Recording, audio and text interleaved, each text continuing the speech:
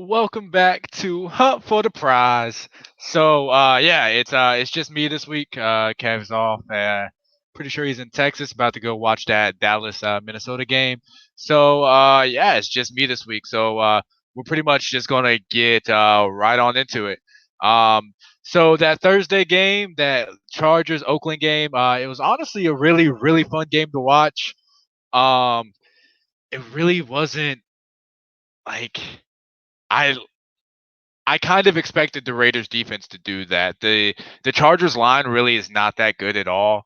They really just they can't protect Philip Rivers, and if you're able to get to Philip Rivers, it's the offense definitely got going, but it was all on the back of Melvin Gordon. And on the Raiders side, they look both good offensively and defensively. It's it's looking really good for the Raiders right now. A lot of people did not expect them to be this good this year, um, but don't know how Darren Waller is. Tyrell Williams isn't catching touchdowns. So fantasy wise, I feel like Waller is still going to be there just because the tight end position is so shallow. But it definitely it Tyrell Williams, if he's not catching a touchdown, he might not be playable, honestly. All right, and then so that was Thursday night game. Next thing we're gonna get to is the injury report. So Lamar Jackson came up on the injury report late with an illness, but it's looking like he should be good to go. Stafford has a hip and a back injury. If it's a hip and a back injury, it's probably like an SI joint, something like some joint is just like inflamed, possibly something like that. I'm not entirely sure, but they said he should be good to go. He played through a broken back last season, so I don't see why not. Jacoby Brissett is said to be a game time decision. He hurt his knee. He's been limited all week in practice, though. James Conner is out. Amari Cooper's also questionable. He should be good to go, though. So Adam Thielen, Evan Ingram, AJ Green is out again. T.Y. Hilton is out again. And then Sterling Shepard is out. Brandon Cooks is also out, and Chase Edmonds is also out. So there's a lot of people ruled out already before Sunday. And then Le'Veon is questionable, but he should be good to go with a knee ankle injury. Kittle is a game time decision. He hasn't practiced all week, but he is playing on Monday, so I would definitely watch out tomorrow, see if he returns to a limited or a full participant. They may just be resting him. Juju came on the injury report questionable with a foot injury. He was actually a late addition on Friday, so that's really never good. I would definitely look into that into Sunday. And then Hollywood Brown's been questionable, but it's been the norm for him to just take a limited, take a break on Friday, but he should be good to go. Burrito's limited. He's Iron Man. I don't if he doesn't play, I'd be surprised. Corey Davis is doubtful. Mark Walton is suspended, so if you're on that Kalen Balaj train, and Chris Herndon's been questionable. He should be good to go. He should act. He was available last week, but he might actually get playing time this week, or he should.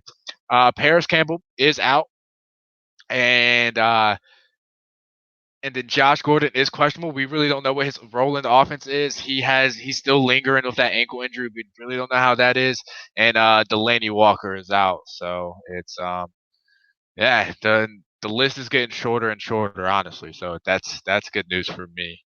Um, and then we're going to move right on into the game. So the first game we're going to talk about is the Kansas City Chiefs at the Tennessee Titans over under 48, minus 5.5 to Kansas City. Mahomes is back, but if you didn't notice, Mahomes is not on the injury report at all. So I guess his knee is stable enough, so he doesn't risk re-injury. So he should be able to play. He's a lock for me. Kelsey and Hill all locks. Even if Matt Moore was there, Kelsey and Hill were a lock.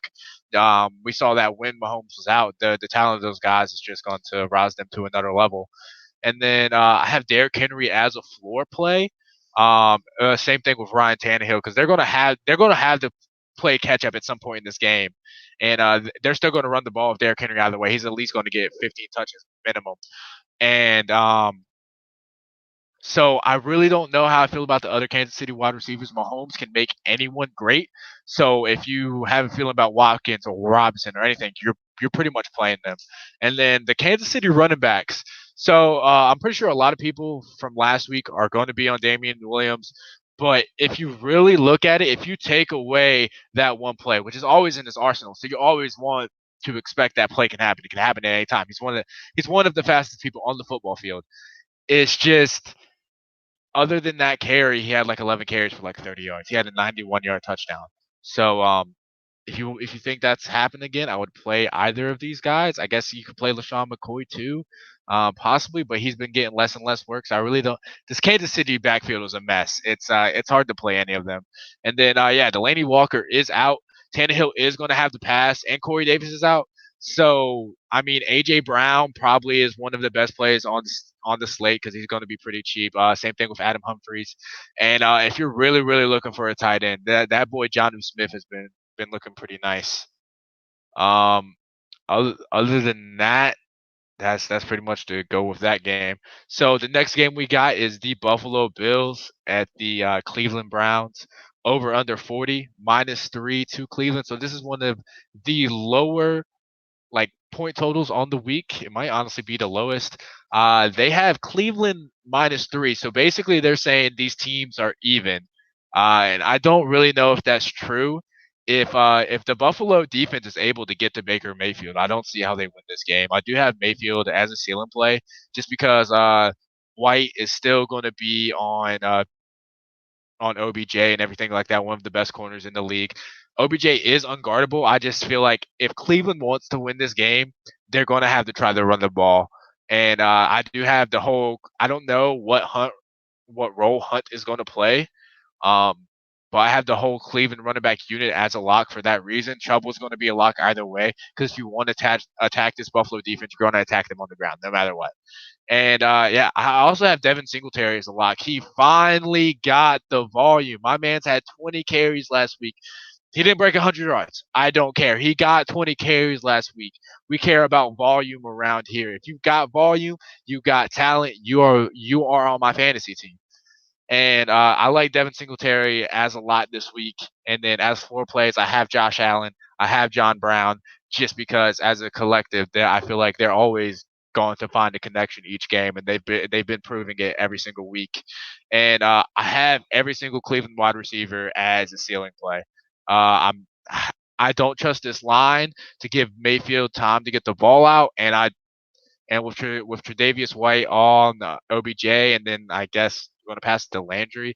I really don't like any part of this passing game because especially they still don't have David Njoku, so they can't even they don't even have a tight end to pass to. It's just a mess over there in Cleveland. I really don't see how they're favored in this game or how they see these teams as even. Unless they feel like just the pass rush, if the Cleveland defense can step their game up, then this definitely could be a slow forward over under 40-point game. All right, so we got one. I think this is the highest total on the week. The next game, the Arizona Cardinals at the Tampa Bay Buccaneers over under 52 -4.5 to Tampa Bay. Um, so they say Tampa Bay is a little bit better than Arizona. I feel like I can kind of agree with that. They do have the better run defense, but both of these teams they do the kind of scheme similarly on defense just because both teams are trying to load the box.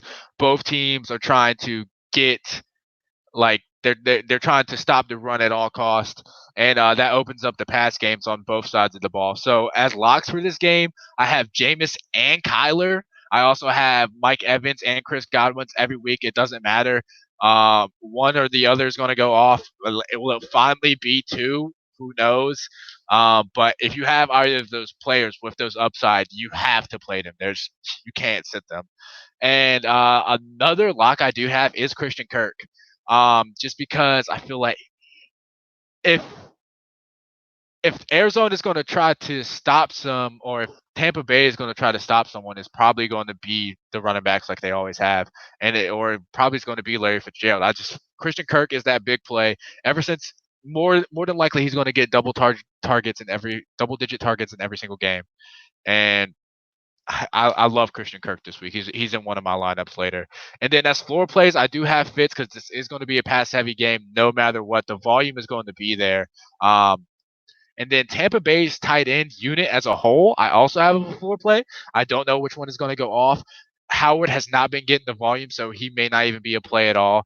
And then Cameron Brate is Winston loves Cameron Brate, so he can literally just catch a touchdown. He had like two touchdown targets in like the same drive one week. So you can definitely if he gets into the end zone, that's 6 points. from someone who's probably not owned. And then ceiling place. Tampa Bay running backs, Arizona running backs. I don't care if your name is David Johnson. I don't care how good Kenyon Drake looked last week. This is the best run defense in football. They are trying to stop the run. They do not care about stopping the pass. Do not deploy running backs against this Tampa Bay defense.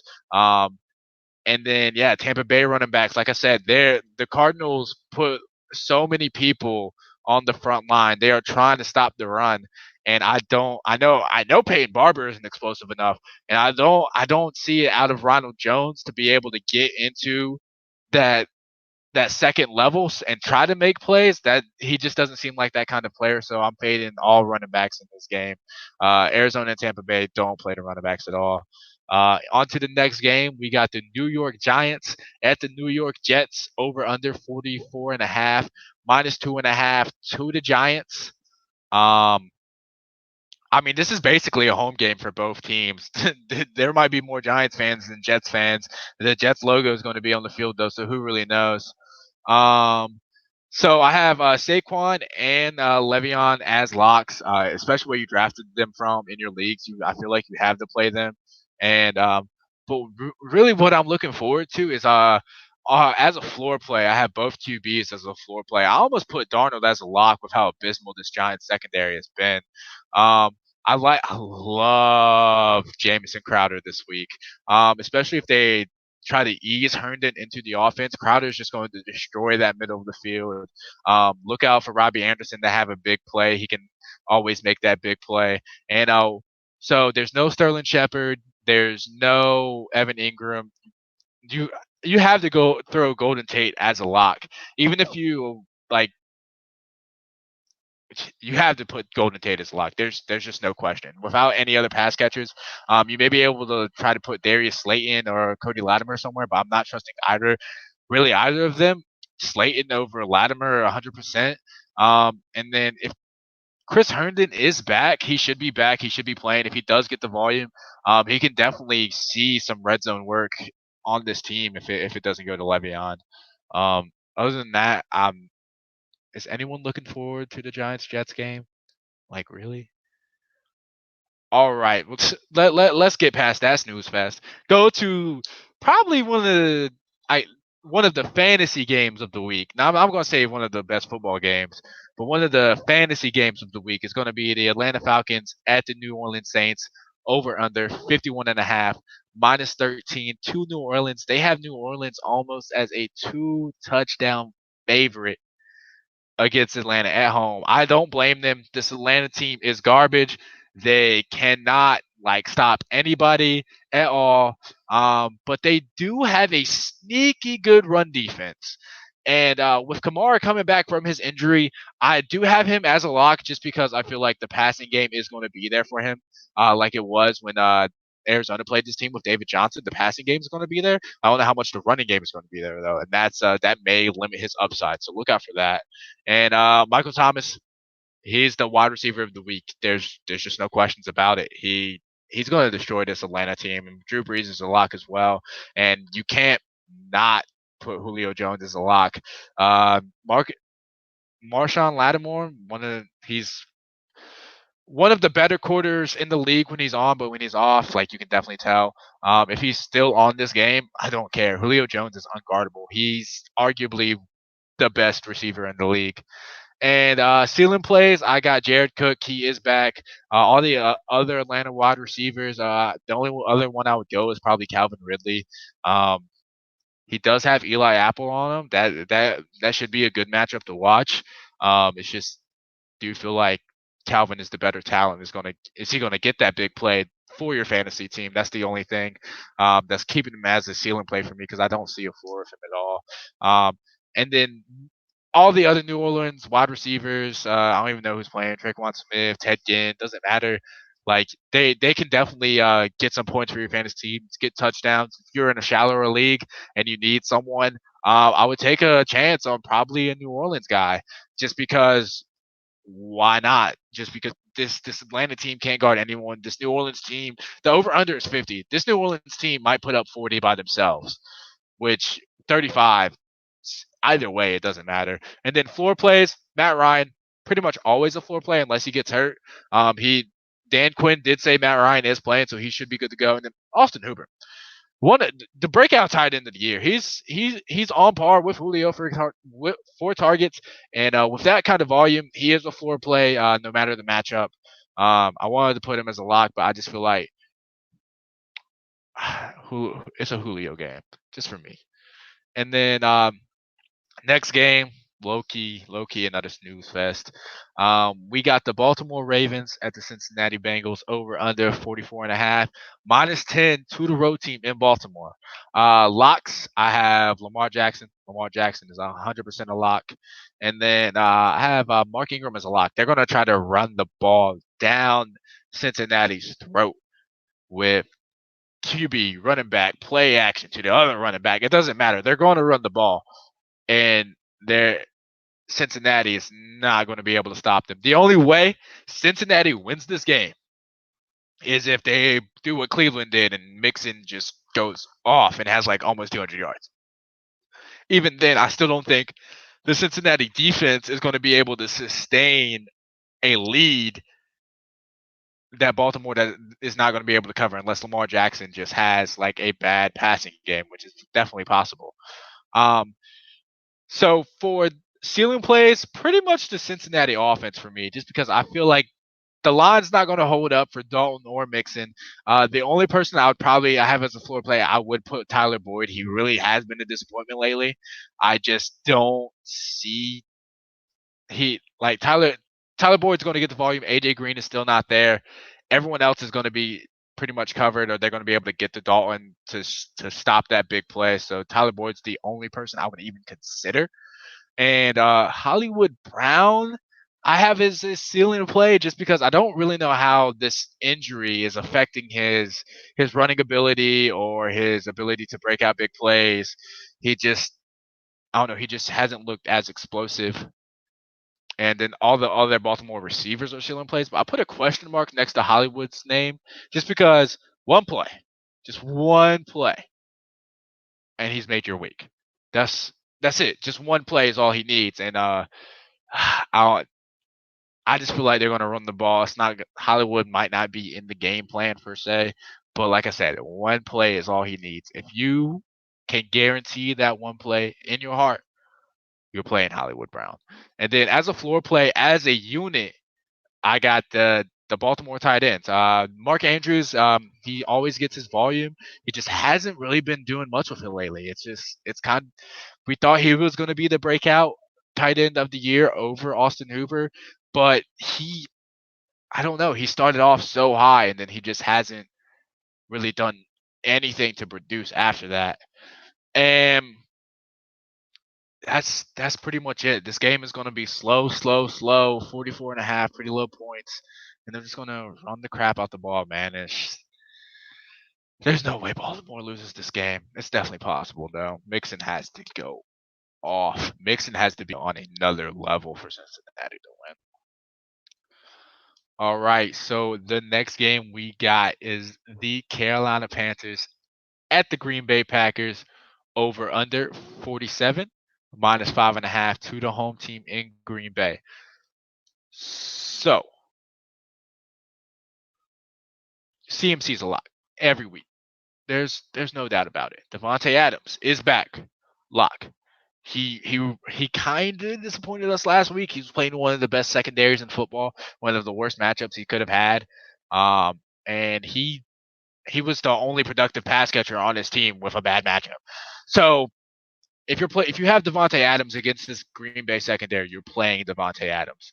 I mean this Carolina secondary. I'm so sorry. Davante Adams is unguardable. It does not matter. You are playing him. He is a lock. And then I have the Green Bay. Carolina is not really good at stopping the run, so I have the Green Bay unit as a lock.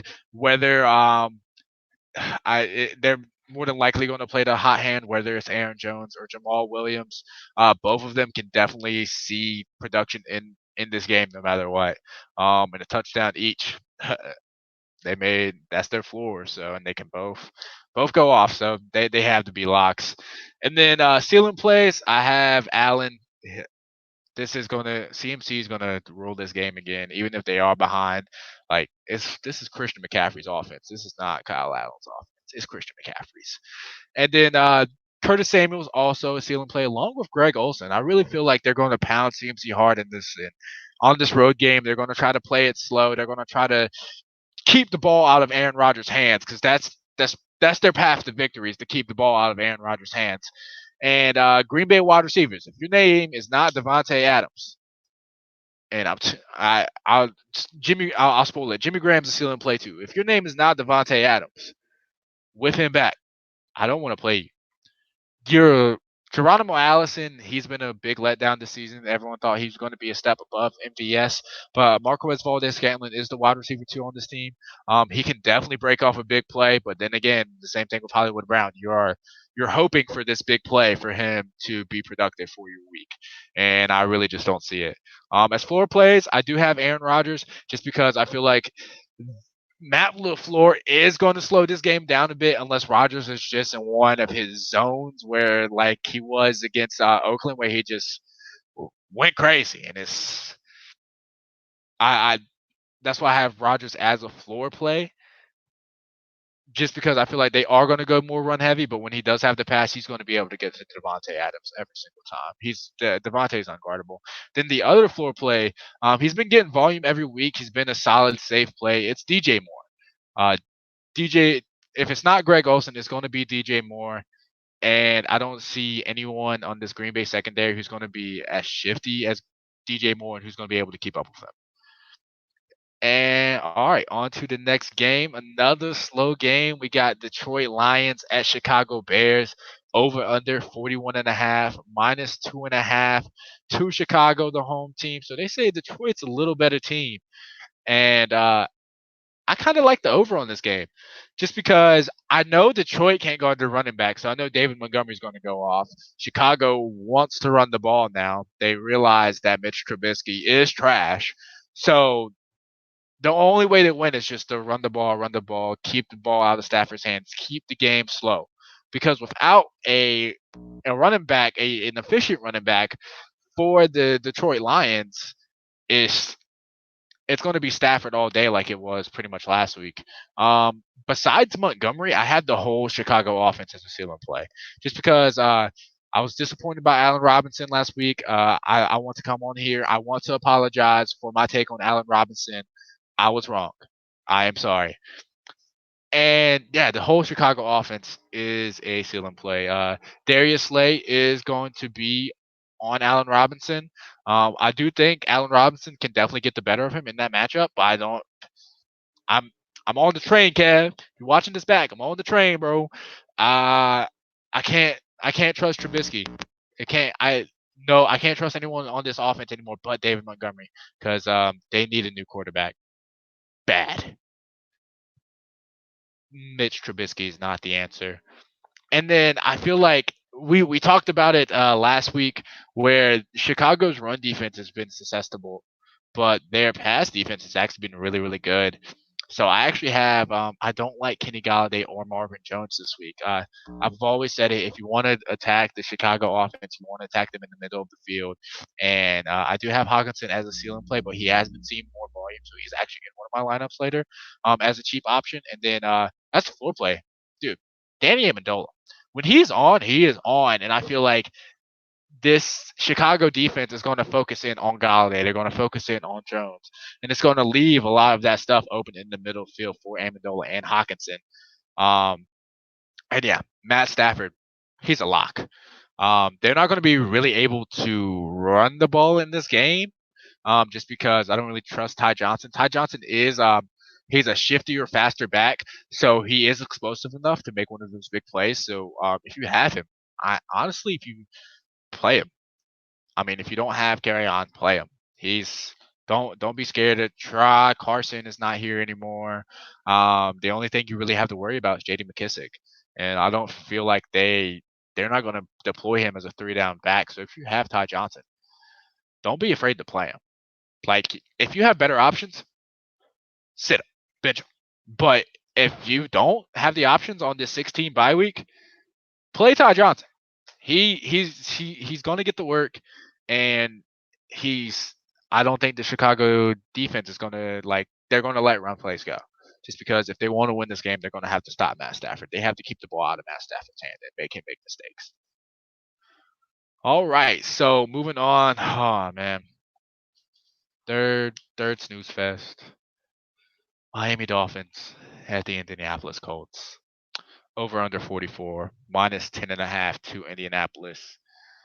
Marlon Mack. You are playing Marlon Mack. He is the only lock in this game for me. He is Marlon Mack. I don't know if Brissett's going to play. He is a game time decision. If he does play, he's definitely a floor play. As every week, he's always a safe play to at least get you 15, 16 points. Unless they go super, super run heavy and Mac has like 28 carries for like 190 yards and 2 touchdowns. A ceiling play, the whole Miami offense. If you're really playing anyone, I'm not playing Kalen Balaj. With Darius Leonard back, this is one of the most stout, and Jabal Sheard also came back that same week. This is one of the really good run stopping defenses, or underrated. I'm not gonna say one of the best, but I will say they are underrated on the run defense. So if you're gonna pass them, I guess Devontae Parker or Albert Wilson, just because Preston Williams is on IR now. So there's no more Preston Williams. I guess Mike Gesicki. I like him a lot. Yeah, I actually picked him up in a couple leagues because I'm having tight end troubles.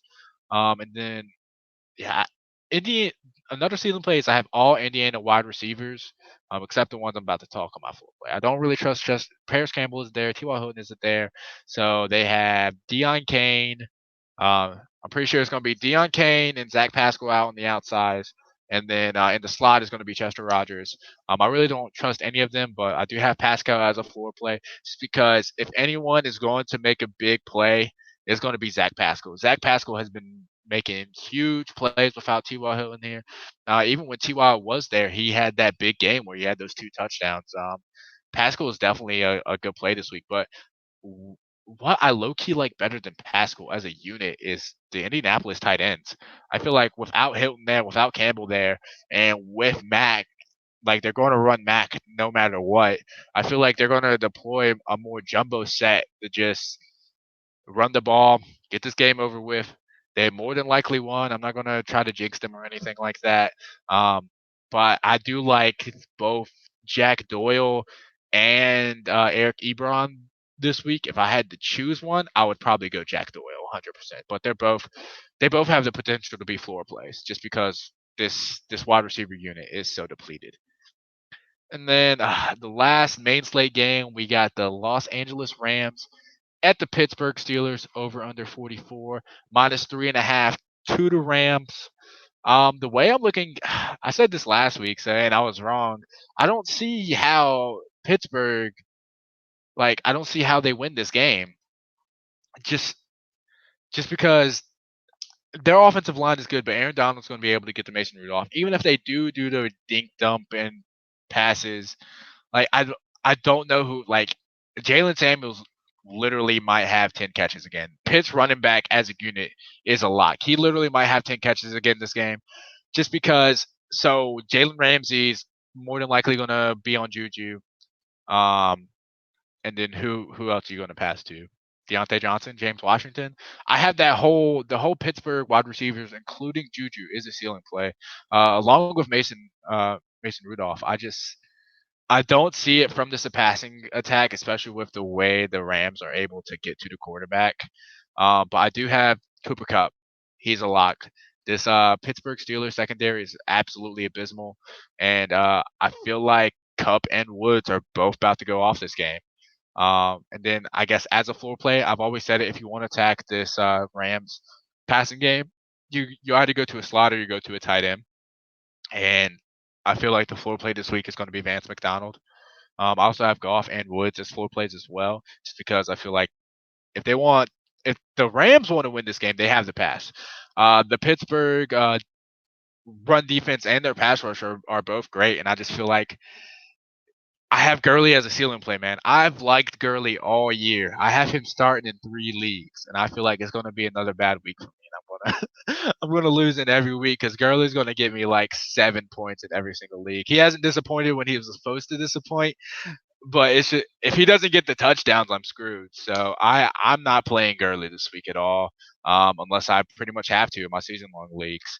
Um, other than that, I feel like this is going to be a really, really slow, boring game. It's going to be a lot of dinks and dunks from the Pittsburgh offense, and then the Rams are just going to try to just keep the ball moving at more of like a higher pace. They're going to have a more like average depth for target, especially with Cooper Kupp and Robert Woods. I don't see how they're going to be able to stop them unless they are able to get to Jared Goff. All right, on to Sunday night football. We got the Minneapolis. Oh, I'm messing up. The Minnesota Vikings at the Dallas Cowboys. Kev's going to be at this game with our friend Kevo. And locks this week, I got Dalvin Cook. Like, sweep to the left, sweep to the right, play action. That's all they do. That's all they need to do. And Dalvin Cook is a lock every week. I'm so kind of glad he's not on the DraftKings slate.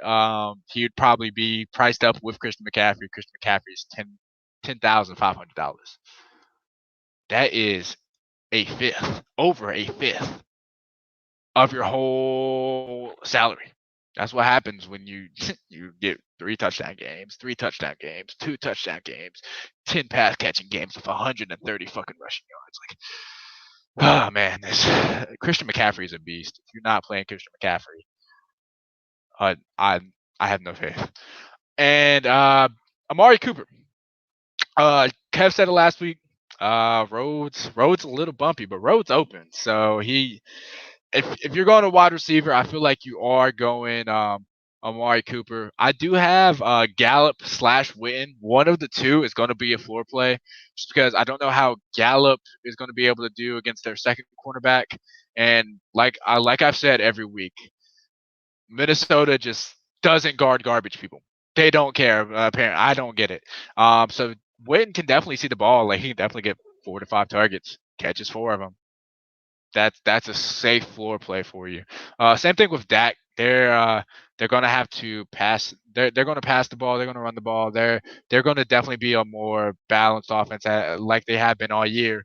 And then locks. You got the boy Zeke as a lock. Zeke cannot be a lock, especially when you drafted him on your fantasy team.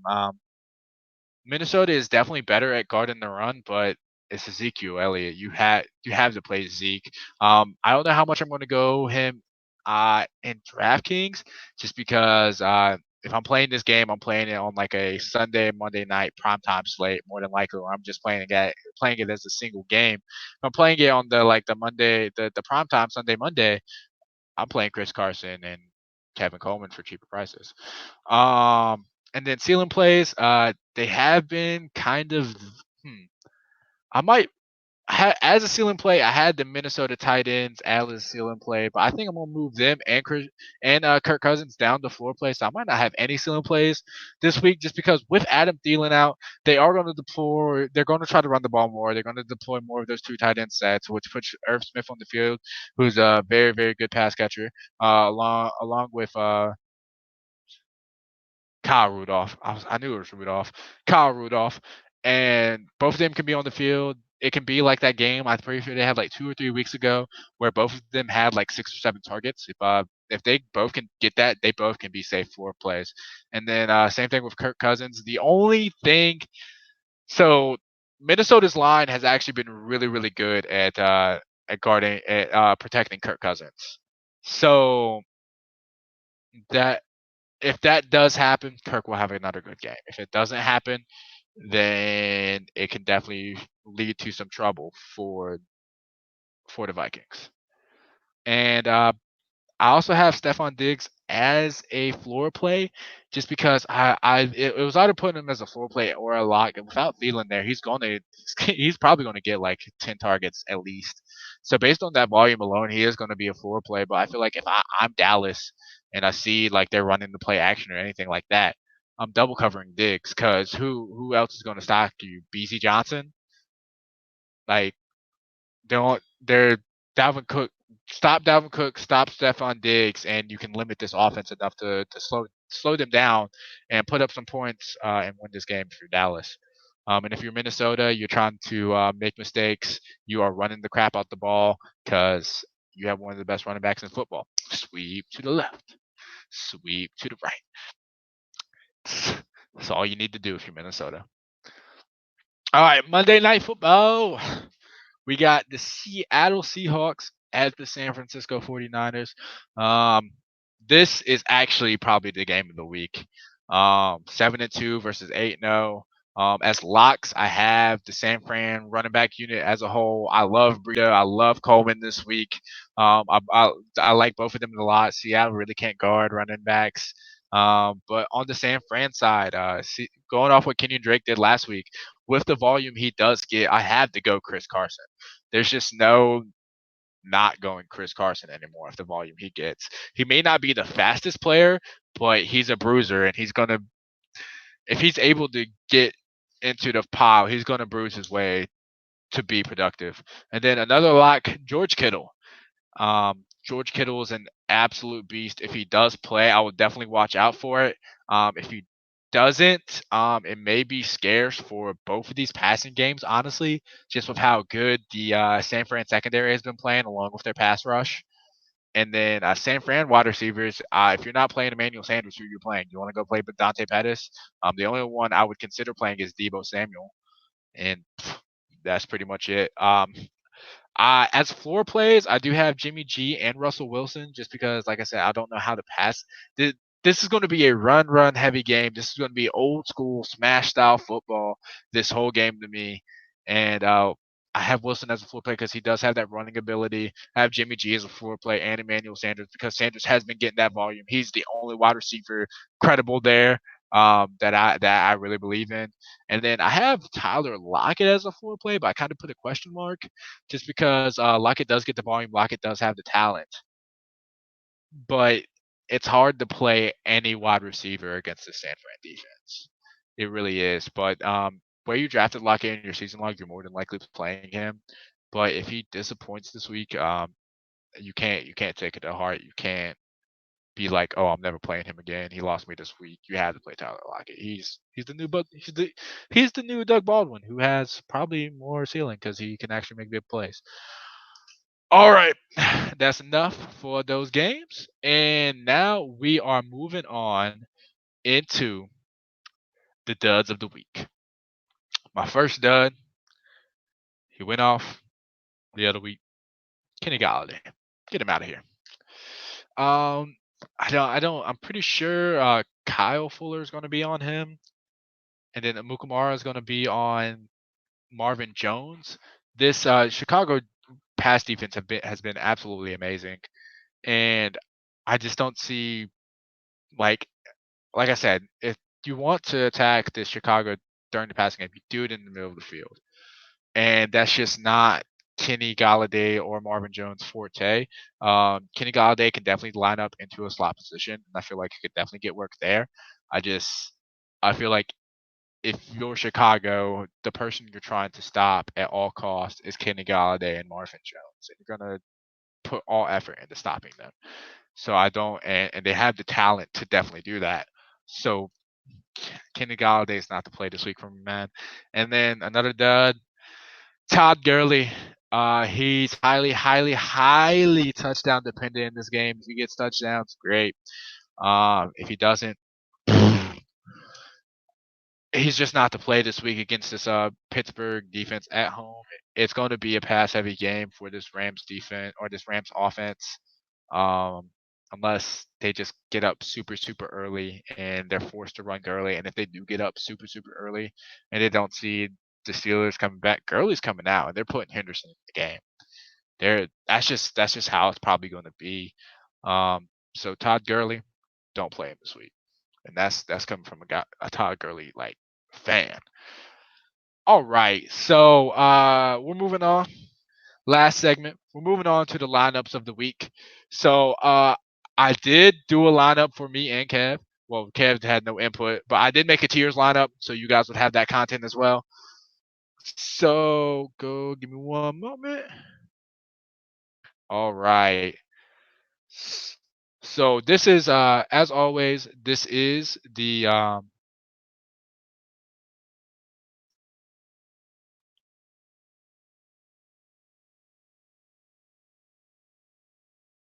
Okay, there we go. All right, so this is the tiers one. What's going on?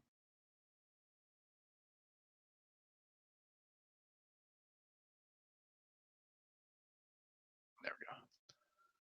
All right, as always, this is for the main slate only. So no Monday night, no Sunday night, and so at QB, going Kyler Murray, one of the highest total slates on the week. He runs the ball, he passes the ball. These are cash game lineups, so these are going to be safer plays, and Kyler Murray is pretty safe this week against horrible Tampa Bay secondary. Marlon Mack, plug and play Marlon Mack. He's playing one of the worst teams in football. I don't see how this team loses with or without Jacoby Brissett. I'm playing Marlon Mack in discussion, and then David Montgomery. Who is Mitch Trubisky? I don't know who that is. I'm playing David Montgomery because Matt Nagy has realized they need to run the football, and if they do, David Montgomery is going to be the answer. And then, like I said, wide receiver of the week. Mike Thomas. Mike Thomas, $8,300, the highest paid wide receiver, and you have to go Mike Thomas this week. There's no way around it. And then I do have Devontae Adams. Devontae Adams, y'all can see the price right here, $6,900. You are never going to get Devontae Adams for this low of a price against a Carolina secondary, ever. So how can you not play Devontae Adams? And then Christian Kirk, like I said, I really like Christian Kirk a lot this week. $5,200. Pretty sure he get like I said, he's been getting double digit targets. If not, he's at least been getting 8 or 9, and that's enough volume for him to be in my cash lineup at a measly $5,200. Then I do got T.J. Hockenson. Like I said, they're going to attack the middle of the field. I wish I could have got Danny Amendola somewhere to try to afford it, but I couldn't. So I went T.J. Hockenson. He's my cheapest play besides my defense. I literally like they without a running game there. I feel like T.J. Hockenson is going to get minimum like 5 targets a game now. Where he had like 7 to 8 last game. If he has at least like averages 5 targets per game for the rest of the year, he's definitely can be a breakout candidate without their running game. And then, like I said, DJ Moore. It's not Greg Olsen this week. It's DJ Moore. He's too shifty. I don't feel like they're going to be able to really contain him at all, and I feel like he's a definitely safe cash play. And then Bengals defense, $1,700. I literally just threw them in there to have a defense. I'm not gonna lie. You heard me earlier. I don't believe in the Cincinnati team. I'm really just counting. I'm just really hoping Lamar Jackson makes a mistake here or there, and they can get me like 2 points. So really all I want. And then moving on to a tiers lineup, I'll go through these so you guys can see the tiers, so we can see like what we had to choose through. So between these right here, between Matt Ryan, Matt Stafford, Aaron Rodgers, Jared Goff, and Drew Brees, I went Drew Brees. It was either Matt Ryan or Drew Brees for me personally. I was considering possibly Aaron Rodgers or Jared Goff, but I feel like if it's going to be a higher total matchup, I have to go with Drew Brees, especially since I like Michael Thomas so much this week. And then tier two, they had Lamar Jackson, Patty Mahomes, Jameis Winston, Josh Allen. It was really between Jameis, Patrick, and Lamar Jackson for me. I just feel like Tennessee plays such a slow game that may limit Mahomes' upside, even though he does have crazy efficiency. The reason I'm not going Lamar Jackson is because if I'm going Lamar Jackson, I'm hoping for 2 rushing touchdowns, and I really don't want to hope for that. And then it was either Jameis Winston or Kyler Murray, and then Kyler Murray runs the ball, so I'm going with Kyler Murray. And then tier three, Aaron Jones, Saquon Barkley, Alvin Kamara, Mark Ingram, Derrick Henry, or Marlon Mack. Plug and play Marlon Mack for me this week, just because of the volume. The only other ones may be able to get away with Mark Ingram. If you want someone with the highest upside, I feel like it would be Saquon Barkley. It was really hard not to just plug and play Saquon Barkley here, but the Jets are decent at stopping the run. But he does catch balls, so that he he might be able to score more than Mack without catching a touchdown. But I went Marlon Mack. He's plug and play for me. And then tier four, uh, so Jamal Williams, Kenyon Drake, Damian Williams, Ronald Jones, or Kenny Balaj, or Devin Singletary. it if you're not playing Devil Singletary, I don't know who you're playing. You might be able to play Jamal Williams, but then again, you're hoping Aaron Jones does bad. So the only logical play for me has to be Devin Singletary. And then tier 5, a whole bunch of top tier wide receivers. This was probably the toughest one, just because I like Devontae Adams a lot, a lot, a lot. I like Julio. I like Cooper Kupp. I like Mike Evans. But Mike Thomas, man, you can't. Like I said, he's the wide receiver of the week. I can't go back on that. I've already said it. I had to play Mike Thomas, especially try to get some correlation with Drew Brees up here. And then tier 6, um, this was kind of a tough one for me. I really don't like Marvin Jones. I don't like Allen Robinson. Uh, between this for me was OBJ possibly just because he can get onto that tier being unguardable. John Brown just because he does get the save volume every week. But I saw Preston Williams was out, so it made me have to go Devontae Parker just because this Miami offense, they're not going to be able to run the ball, and they're gonna have to pass without Preston Williams. I don't trust Albert Wilson or anything like that. I have to go Devontae Parker here. And tier 7, this one was kind of tough, but I had Robert Woods at first, but then I realized I had Kyler Murray in, and I like Murray and Kirk a lot this week. So from a lineup standpoint, I went Christian Kirk. It was either Kirk, Woods, Moore, or possibly Golden Tate. But I went with Kirk. And then tier 8 was all the tight ends. Um, it was either Austin Hooper or Mark Andrews for me. I possibly even Gerald Everett just with how bad this passing defense is for the Pittsburgh Steelers. I do like Jack Doyle this week, but if you're going anyone, you got to go and you didn't have Evan Ingram available, you got to go Austin Hooper, man. One of the best like breakout tight ends of this year. And yeah, that'll pretty much do it for Hunt for the Prize. Kev should be back next week. And yeah, thank you for guys for joining. Let's go make this Monday, and hopefully week 10 doesn't turn out like week 9 when one of my favorite plays had 1.6 points. All right. This has been Austin Hunt for the Prize. Go follow me on Mixer at mixer.com/ the underscore under wait the underscore only underscore hunt, and watch me rage at Modern Warfare because if you think I get mad at fantasy, you should see me play video games. All right. Until next week, guys. Peace out.